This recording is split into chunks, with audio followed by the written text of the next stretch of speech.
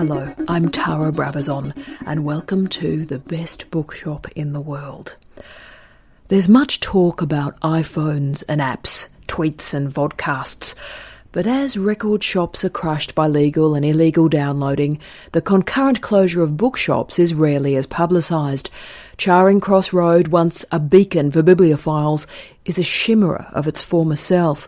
Murder One has closed, with their website reporting, "We are not a bookstore anymore."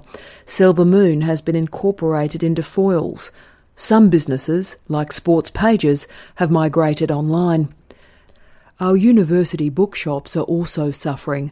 Conservative buying practices ensure the purchase of textbooks that have passed through too many revisions and incorporated too little new research. The great works that appear on further reading lists, the read before you die books, have simply tipped off the shelves. The impact on readers, writers and publishers is clear. In the 2009 summer edition of the Society of Authors magazine, a range of articles explored the role of supermarkets in selling books, the shrinkage of newspaper readerships and the decline of the book review. Perhaps the most disturbing article in this important magazine was from Sarah Nelson. She stated that, quote, "The one thing you hear every day is that publishing is going global. But unless we come up with a better idea, the only way global publishing is going is south." End of quote. One obvious solution to Nelson's concerns is reinvesting the local, regional and national with intellectual and commercial value, rather than making arbitrary and ambiguous statements about globalisation, internationalisation and mobility. Good bookshops with informed and enthusiastic staff are part of this strategy, a strategy to invest a place with a purpose. Such an agenda is not attacking the Amazonification of books. The problem is that we access Amazon looking for a particular title or author. Rarely do we browse. Sometimes we've got a fortuitous link that'll emerge through an automated listing of related titles. But the problem with such a shopping system is that we search for ideas, topics and authors that are already known to us. There is little mechanism to be alerted to the unusual or dissenting ideas and information. While we appear to search the World Wide Web, too often we fill a shallow, personal shopping basket. There are few chances to stumble across a challenging, new and defiant monograph from a small publishing house. Important bookshops with experienced buyers and knowledgeable staff hold a pivotal role in contemporary life. They connect the physical experience of shopping with an expertise that is wide-ranging and distinct from our personal biases and imperatives. One bookshop that has fulfilled this role and is arguably the most famous in the world is City Lights. A political magnet and tourist beacon at 261 Columbus Avenue, San Francisco, the shop applies a series of ideas that are very fashionable in the creative industry's literature, like city imaging, urban regeneration, and the Bohemian Index. But what makes it unique is that it's one of the few examples in the world where a shop, let alone a bookshop, is a hub of tourism. While Alcatraz, the Golden Gate Bridge and the Bay Bridge are spectacular, it is the cultural cluster at North Beach that gives the city distinction and fame. Its urban history aligns creativity, dissent, commerce and political progressivism while also integrating books into popular culture. Most famously, City Lights is known as a home of beat poets. The Beat generation was born in New York City but became part of popular culture in San Francisco. Like the narrative of On the Road, the Beats were always heading to Frisco. While Kerouac lived fast, drank faster and died too early, Lawrence Ferlinghetti has enacted the greatest revenge on his critics by outliving them. He founded City Lights Bookstore with Peter Martin in 1953. As the first all-paperback store in the United States. A publishing arm became part of that early project. It gained international fame and notoriety in 1956 when Allen Ginsberg's Howl and Other Poems was labelled obscene. It was a moment of collision between pop and poetry. From the Howl trial, City Lights became bigger than the Beats and remains a hub for a diversity of thinkers, writers and intellectuals. Their publishing program includes attention to colonialism, South American history, multiculturalism, gay and lesbian politics, Marxism and feminist theories. Through my adult life, City Lights has been a beacon, a confirmation that there is a way to enact ethical commerce with a political agenda. Richard Walker realised that, quote, San Franciscans, particularly intellectuals, have moved in counterflow to mainstream ideas of modernity, end of quote. City Lights has productively disengaged from business as usual by remaining an unchained independent bookshop that enfolds a publishing house. On a recent trip to San Francisco, I interviewed Peter Maravelis, the event manager of City Lights. He spoke to me about books, bookshops and politics. Peter, as an author and as an editor, what do you think is the role of bookshops now in the production and the dissemination of books in our digitised age? I think what working at City Lights we've discovered is it's important to understand your constituents. It's good to know who the community is composed of. And I think that this goes back to our origins, but I think it's especially important for other bookstores that don't have our particular cultural track record to understand the community they're in and to be able to form links to that community. Have you found that function may have changed in a sort of digitised online e-commerce environment? Well, I think, City Lights takes advantage of as many possible avenues, media avenues, as it possibly can. So, certainly there's been, I think because of the internet, we've been able to reach people in countries that we never could before. I mean, that's obvious, but I think that the death of the bookstore, as they call it, is really kind of a myth that I think in the next few years you may see sort of shattered, because strangely enough, even in this kind of an economy in the United States, new bookstores are opening up. And there are some very, very savvy young booksellers, in much the same way that you see a lot of very young and very savvy young editors at the various houses engaging in some really wonderful work. We're going to see an interesting marriage between the local and the global. And it has to be that way because borders have really crumbled. And whether it's Mexico and the U.S. or whether it's Eastern Europe, and it's the same dynamic that people can now communicate with each other across these cultural lines in ways they never really could before. I mean, we're receiving fiction that is blowing our minds right now, especially from like the Ukraine, from Eastern Europe. It's a very exciting time. You're employed at what is probably the most famous bookshop in the entire world.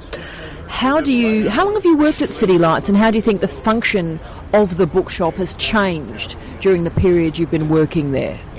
I've been working there since 1992, and I think when I started, the frequency of happenings and of events, maybe there were. I think now we do maybe one or two events a week. When I first started, we were lucky if we could do one a month. And I think that I began to sort of curate the series, thinking about what we've released as a publishing house, thinking about how we've curated the books in the various sections in the store, and so simply expanded upon that mission statement. And so what we've done is really done more of what we do, actually. And certainly with a lot of the authors that we send out on the road, we do anywhere from 12 to 15 books a year as a publishing house. And there are many more City Lights authors now hitting the road than there ever were before. And I think part of it is also because of the internet. And so it's helped in that sense of authors being able to help us in marketing them and in sending them to places and hooking them up with academics or cultural centers that can sponsor them. So, the internet's certainly been helpful in that way. How do you think Amazon, there was all that argument that Amazon would actually destroy the bookshop. Has it transformed your market and your marketing? What's the Amazonification of the book done to you? Well, strangely enough, I don't think it's affected us very much at all. We kind of exist in a completely different realm, and because of who and what we are, and we occupy, you might say, a niche. And I put that in quotes. And I think that bookstores that we're noticing that are succeeding have done much the same thing. If you look at St. Mark's, if you look at Powell's bookstore, if you look at Seminary Books, at Quinby's, which is a really, really wonderful little bookstore in Chicago, which has just a broad range of zines and a fabulous queer theory section and so many other, that what they've done is they've taken a close look at who they're serving, at the community. And they've attempted to create and to curate a selection of books and also curate a reading series and it's very much like what we do, and I think that I'm not saying that people have copied us, it's just more like, well, perhaps, but I'm just noticing that the people who are succeeding are doing that very, very well. In terms of the sociology of the audience, and I'm loving your use of the word curate as well, City Lights has a very interesting online portal. Have you noticed, I'll use the pretentious phrase, a sociological difference between who buys the books online and who will actually come into the shop and buy them? Is there a sociology of the audience that's different? No, not really. It goes clear across the board in terms of ethnicity and sex and there are people that purchase books from all over the world, and there are people that come into the store from all over the world. So it's similar. It's a very similar demographic. Which shows the branding and the marketing must be working quite well. You run most of the events at City Lights. Now, why were those events created? You said before you arrived there were a few and now there are a lot more. What is the role of these events in the more general bookshop activities? Well, I think that my mission statement and City Lights' mission statement comes very, very close. And I think that I take my lead from the work of Marcel Mauss, from what do you do with the excess? What do you do with, not just excess of resources, but, there's also cultural, to find a way to bring the community together and bring disparate parts of the community together in a celebration of culture has been the mission. And also working with, we go from, the academic community to the arts to people who are working with, translating languages and then there's been a continuum as well. And I think that coming from the punk rock scene initially and having followed the Situationists and also been sort of, working with academics who are kind of on the fringe, you might say, and I was very much interested in what an event is, what a happening is, and some of the happenings of the 60s influenced me very, very much. What Fluxus was doing, and I think there wasn't really anyone, when I arrived at City Lights, there wasn't anyone really doing it. There wasn't an imperative to do it, and I think that the beauty of the place is that people who work there can help shape it. And so, I put forth the idea of doing more of these events. And but I did have some very specific ideas, and it really follows our philosophy. It follows the philosophy which, is in tune with progressive politics, with sort of understanding globalization, and sort of the way that conservatism functions in the United States and abroad, and we're creating a bulwark, really, for freedom of speech and for all the various movements, whether they're like, global liberation movements, ecology, you name it. Yes, and so that we're sort of trying to create a bulwark that at the same time gives voice to a lot of people who have been marginalized.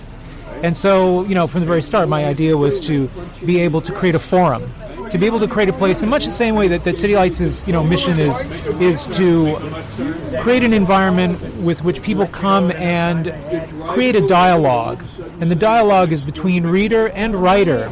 And it's a dialogue that follows progressive literature and fiction over the ages. And there is a continuum, and it really, has been happening for even prior to City Lights' inception. You had the renaissance of literature in San Francisco. Prior to that, there was the conscientious objector movement of the earlier part of the last century, where people were actually protesting against World War I and pointing out the what was ill-conceived about war in general. So it's followed the Vietnam War all the way through the WTO in Seattle. And this is a current that to this very day, we're very much, working with people who are, on the very, kind of forefront of progressive movement. I'll ask the political question at this point, therefore. As you know, a lot of the event management as a phrase, as a discourse, is quite conservative or neoliberal, if you will, going into creative industry strategies. How do you feel balancing that progressive politics, that fringe edge, that edginess to what you do, with event management that so often is co-opted into a particular form of capitalism? Yeah. So it's a good question. Many of the people that we work with, even in the bigger houses, and I cherry pick who I work with. We've never felt the imperative to actually work with a house because they're offering us co-op money, and I think that this is the genius of Ferlinghetti, the fact that he created a publishing house and a bookstore. One hand, in essence, washes the other, so that we're not sort of at the mercy financially of any entity. This is why years ago Lawrence refused to take government money, NEA money, for any of his work or for City Lights. The idea is to keep ourselves autonomous and afloat, and that gives us the freedom to be able to kind of pick and choose in terms of who we bring into the store, what we represent. And so for us, we don't see much of a conflict. Yes, we do have people who are part of bigger houses, but I think, is there a contradiction? I mean, yes and no. I mean, some of those people, like Naomi Klein, who's done a great deal of good, is with a much larger house, and they've actually helped disseminate her work across the board. It was, I think that, the very clothing that I'm wearing right now is corporate created, so it's kind of hard to really get around that. And so if we can somehow kind of lean into a direction. And so the people, even with some of the larger houses that we bring into the store, tend to be people who still have a very progressive bent. Although there are times when I do create forums and I do bring in people who maybe, have opposing opinions. But I'm generally speaking, we only have so many days of the week, and so we prefer to focus on people who are not being heard. What's your criteria for creating a good event at City Lights? Do you have a list, a checklist, if you like, that you go through? Absolutely. It's got to raise my blood pressure a little. It's got to get my blood boiling, and I think that also there's got to be a need in the community. I think that when I bring some good writing home, and it really excites me, and I share it with my coworkers, and then it excites them, and then I share it with the community, and then it's obvious that something's happening with some new writer. We generally try to bring them in, and sometimes these are writers that aren't even going to be sent out by their house, but we try to find a way to bring them out, whether it's speaking to universities and attempting to get them a speaking gig, or another cultural center, maybe going in with a publishing house cooperatively to bring them out. So like I said, it always goes back to we cherry pick who we bring out, and that's been very important for our criteria. We have a lot of contemporary fiction. There's a lot of literature and translation. Current events we're very interested in insofar as like people who are writing about political critique, sociological critique that is kind of outside of the norm in the mainstream media. And then, of course, the arts. And sort of, we break it up. And then, of course, there are our own authors. And that's pretty much how the schedule is designed seasonally. Looking back on your career, which is a long one in sort of literary event management at this point, what's been, from your perspective, the most successful event that you've run? Well, I think the Paul Virilio Symposium of last October, which was probably the most ambitious project that we had ever tried, was simply fantastic. That it went without a flaw. It was flawless, and there were so many things that could potentially have gone wrong, and everyone was so gracious. The participants, the various venues, and of course, I think that having a really stellar staff to help me out at City Lights. There are people who are extremely knowledgeable and who are very hard workers.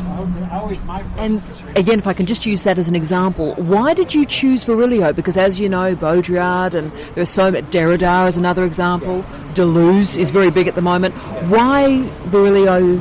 Why was that choice made? Well, we had already had, some of these people we've already done events with, or like Derrida we had a few years back. Stanford had done a symposium on the death penalty for Derrida, so we actually had him in the store, and we arranged this wonderful kind of a meeting between Derrida and local poets, which was fantastic.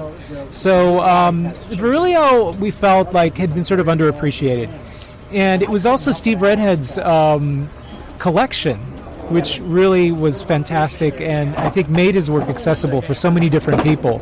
And on account of many different factors, we felt it was time. This began really about 4 years ago, and it was really 1 solid year of mechanics and 3 solid years of talking with people back and forth. And I think when Steve's book appeared, that just sort of sealed it. And there was just everybody at the right place at the right time, and I felt that because of the fact that Virilio was coming on in years, it was really time to do something for him now. And Sylvie Lautringer flew to France and actually interviewed him for us, and to bring the two of them together and give Sylvie a chance to really offer him a tribute of sorts. And the interview that he did with him was really a very beautiful tribute. And of course, he'd interviewed him throughout his whole career, so it was sort of a lovely thing to do in so many ways. We're getting to the wider issue and political issue now. Now, clearly, as we look around these streets, tourism matters a great deal to San Francisco. What do you think is the role of City Lights Bookshop and publisher in building the portfolio of tourism in San Francisco? Well, what we think is that, first and foremost, we're interested in spreading our particular virus above all. But tourism is very important. And I think you can do it intelligently. I don't think you need to really set up chain stores. And I think that what a lot of people in North Beach have been doing is keeping out the chain stores for years. The merchants, the neighbors, there's the Telegraph Hill Dwellers Association, which has been extremely vigilant. So the businesses that you'll see that have been opening fit with the continuum of businesses and also the ethnicity of the denizens of North Beach for the last century. So you'll see a lot of Italian restaurants still opening up, and a lot of even smaller shops that are run by people who've actually been living in San Francisco all their lives. So it's very heartening. I think that this is actually a very hopeful time for small businesses, and in the light that larger businesses are collapsing, that we're seeing almost like slowly the ebb is going the other way. Do you see City Lights as a hub or as a cluster or a spoke of the wheel of North Beach?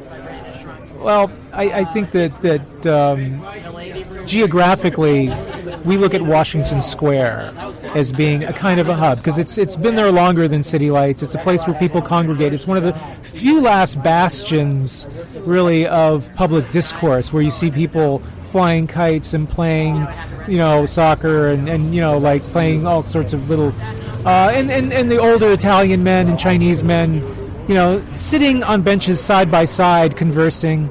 And I think that we feel really that we're kind of in constellation with a lot of other really great businesses. And so I think that we're really, I guess you could say in some ways we were like the conscience of North Beach, whereas like a place like Washington Square would be more like a hub. Yeah.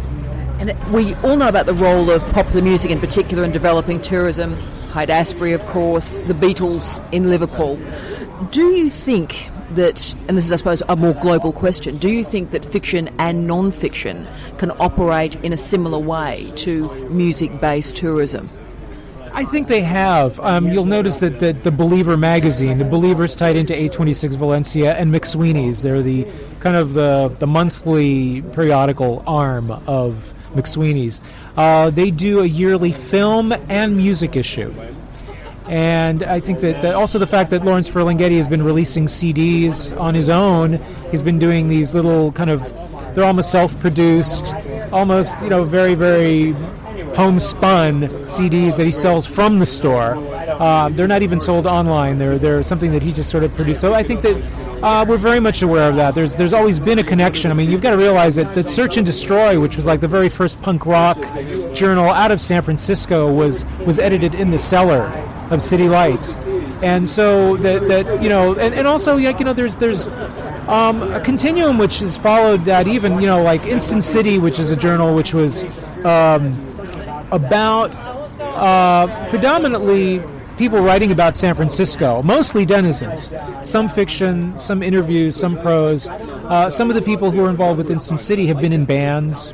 So the editor of Instant City was a long-time employee of City Lights. So there have been many journals that have actually come out of City Lights. And there's a very strong connection to the music community.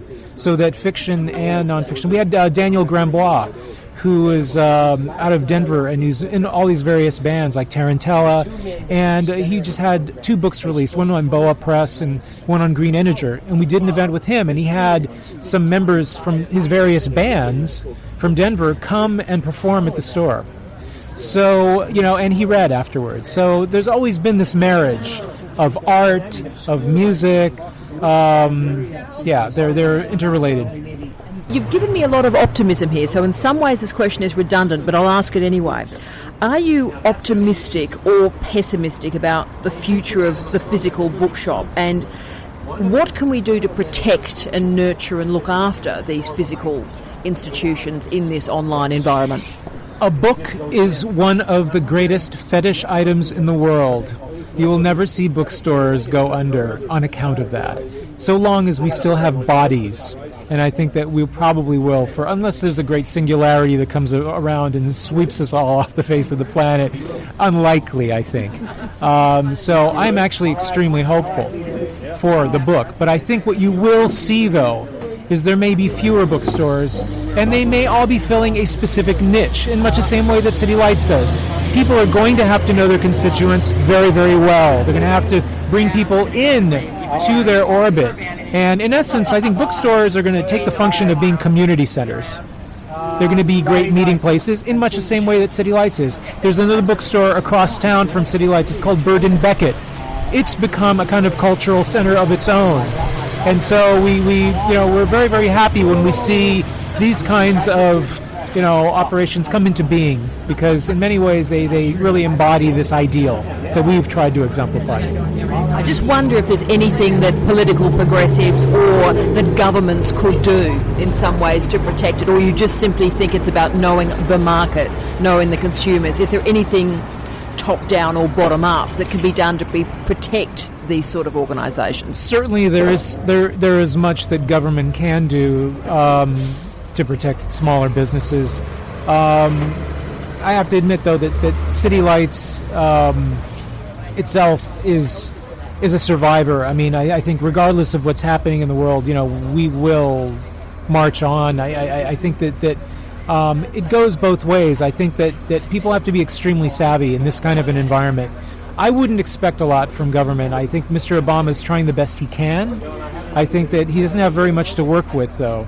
And so with what he's got, he's going to try. But I think, yes, I mean, it would be great if there could be certain controls that could be passed on larger businesses. And so far as like distribution is concerned, I think that's a very big issue, and it's a very complicated issue to be able to protect the distribution of small publishers and to be able to protect small publishing in general, I think is really, really important.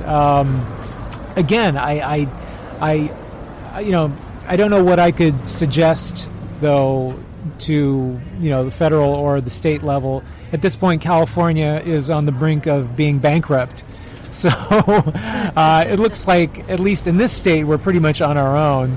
On a federal level, we'll see. I think Obama's doing it a step at a time. We'll see what happens. Thank you, Peter. You're wonderful. Sure, it's my pleasure. Lacan famously proclaimed that I think where I am not. Perhaps what has created City Light's success is that the staff think, organise, buy and sell where they are. They understand the potentials and the problems of the local, the analogue, the corporeal, the historical and the liminal. Perhaps Peter Maravelis is right. Bookshops will become our new community centres. Maybe they will create a model for a more intelligent consumerism and event management. Observing the train wreck of the financial sector at the moment, these special and specialist bookshops may provide a pathway to a better mode of capitalism.